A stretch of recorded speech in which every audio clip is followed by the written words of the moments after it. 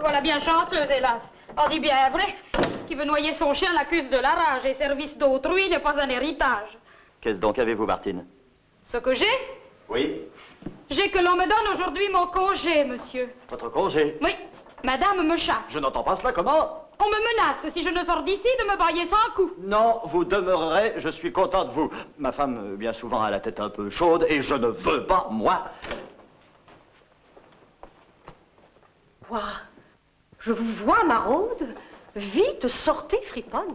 Allons quitter ces lieux et ne vous présentez jamais devant mes yeux. Tout doux. Non, c'en est fait. Et... Je veux qu'elle sorte. Mais qu'a-t-elle commis pour vouloir de la sorte? Quoi, vous la soutenez? En aucune façon. Prenez-vous son parti contre moi? Mon Dieu, non, je ne fais seulement que demander son crime. Suis-je pour la chasser sans cause légitime? Je ne dis pas cela, mais il faut de nos gens. Non, elle sortira, vous dis-je, de séant. Eh bien, oui. Vous dit-on quelque chose de la contre? Je ne veux point d'obstacle au désir que je montre. D'accord. Et vous devez, en raisonnable époux, être pour moi contre elle et prendre mon courroux. Aussi fais-je. Oui, ma femme, avec raison, vous chasse. Coquine. Et votre crime est indigne de grâce. Qu'est-ce donc que j'ai fait? Ma foi, je ne sais pas. Elle est d'humeur encore à n'en faire aucun cas. A-t-elle, pour donner matière à votre haine, cassé quelques miroirs ou quelques porcelaines? Voudrais-je la chasser? Et vous figurez-vous que pour si peu de choses, on se met en courroux? Qu'est-ce à dire? L'affaire est donc considérable? Sans doute. Me voit-on femme déraisonnable? Est-ce qu'elle a laissé d'un esprit négligent dérober quelques guerres ou quelques plats d'argent? Cela ne serait rien. Oh, peste, la belle. Quoi? L'avez-vous surprise à n'être pas fidèle? C'est pis que tout cela. Pis que tout cela? Pis. Comment diantre, frivonne? Oh. A-t-elle commis? Et là, d'une insolence à nulle autre pareille, après 30 leçons insulter mon oreille par l'impropriété d'un mot sauvage et bas qu'en termes décisifs condamne Vaugelas. Est-ce là? Quoi? Toujours malgré nos remontrances, heurter le fondement de toutes les sciences, la grammaire qui s'est régentée jusqu'au roi et les fait la main haute obéir à ses lois. Du plus grand des forfaits, je la croyais coupable. Quoi, vous ne trouvez pas ce crime impardonnable? Si fait. Je voudrais bien que vous l'excusassiez. Je dégarde. Il est vrai que ce sont des pitiés. Toute construction est par elle détruite, et des lois du langage, on l'a 100 fois instruite. Tout ce que vous prêchez, je crois, bel et bon, mais je ne saurais, moi, parler votre jargon. L'impudente. Appelez un jargon le langage fondé sur la raison et sur le bel usage. Quand on se fait entendre, on parle toujours bien, et tous vos biodictons ne servent pas de rien. Eh bien, ne voilà pas encore de son style? Ne servent pas de rien. Oh, cervelle indocile. Faut-il qu'avec les soins qu'on prend incessamment, on ne te puisse apprendre à parler congrument?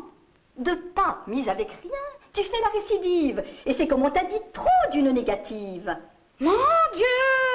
Je n'avons pas étudié comme vous, et je parle tout droit comme on parle chez nous. Oh, peut-on y tenir? Il solécis mourir. Oh, voilà pour toi une oreille sensible. Ton esprit, je l'avoue, est bien matériel.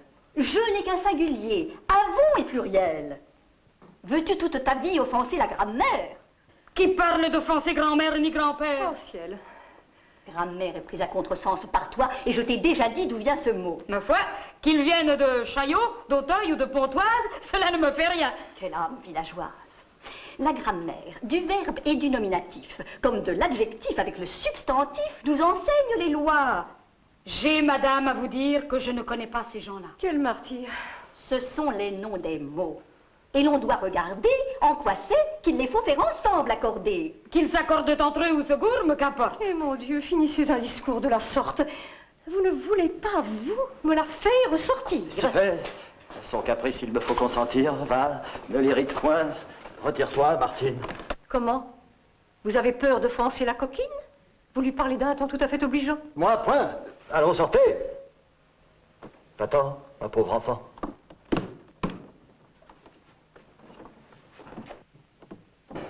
Vous êtes satisfaite? Et la voilà partie. Mais je n'approuve point une telle sortie. C'est une fille propre aux choses qu'elle fait. Et vous me la chassez pour un maigre sujet. Vous voulez que toujours je l'ai à mon service, pour mettre incessamment mon oreille au supplice, pour rompre toute loi d'usage et de raison par un barbarama de vices, de raisons, de mots estropiés cousus par intervalles, de proverbes traînés dans les ruisseaux des Halles. Il est vrai que l'on sut à souffrir ces discours, et n'y met Vaugelas en pièces tous les jours, et les moindres défauts de ce grossier génie sont ou le pléonasme ou la cacophonie. Qu'importe qu'elle manque aux lois de Vaugelas, pourvu qu'à la cuisine, elle ne manque pas. J'aime bien mieux, pour moi, qu'en épluchant ces herbes, elle accommode mal les noms avec les verbes et redise 100 fois un bas ou méchant mot que de brûler ma viande ou saler trop mon pot. Je vis de bonne soupe et non de beau langage. Faugelas n'apprend point à bien faire un potage. Et Malherbe et Balzac, si savants en bons mots, en cuisine peut-être, auraient été des sots. Que ce discours grossier, terriblement assomme, et quelle indignité pour ceux qui s'appellent hommes, d'être baissés sans cesse aux soins matériels au lieu de se hausser vers les spirituels. Le corps, cette guenille, est-il d'une importance, d'un prix à mériter seulement qu'on y pense, et ne devons-nous pas laisser cela bien loin? Oui, mon corps est moi-même, et j'en veux prendre soin. Guenille, si l'on veut, ma guenille m'est chère. Le corps avec l'esprit fait figure, mon frère. Mais si vous en croyez tout le monde savant, l'esprit doit sur le corps prendre le pas devant.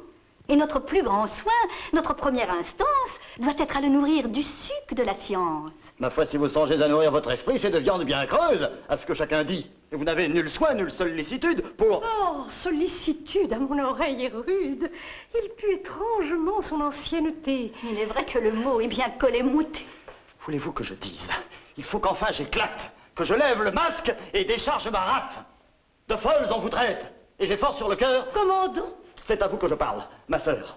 Le moindre solécisme en parlant vous irrite, mais vous en faites, vous, d'étranges en conduite. Vos livres éternels ne me contentent pas. Et or, un gros Plutarque à mettre mes rabats, vous devriez brûler tout ce meuble inutile.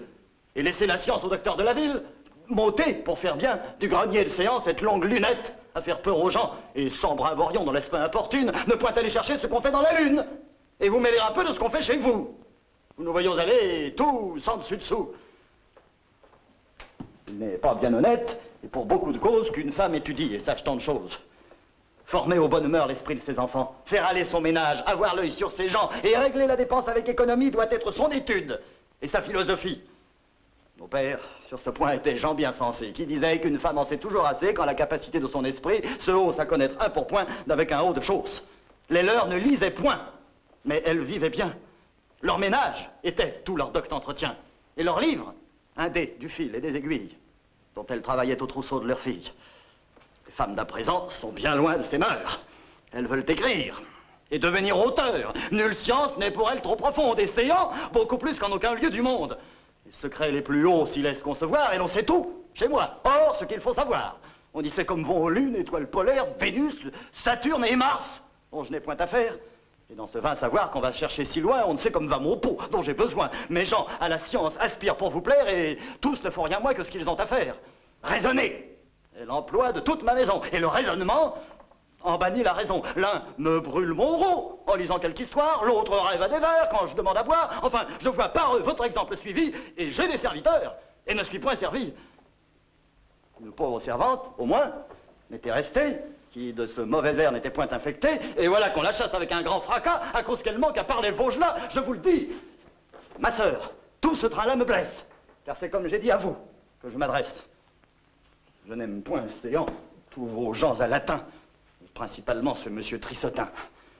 C'est lui qui, dans des vers, vous a tympanisé. Tous les propos qu'il tient sont des billevesées. On cherche ce qu'il dit, après qu'il a parlé. Et je lui crois. Pour moi, le timbre un peu fêlé. Quelle bassesse au ciel et d'âme et de langage. N'est-il de petit corps un plus lourd assemblage, un esprit composé d'atomes plus bourgeois? Et de ce même sang, se peut-il que je sois? Je me veux mal de mort d'être de votre race. Mais de confusion, j'abandonne la place.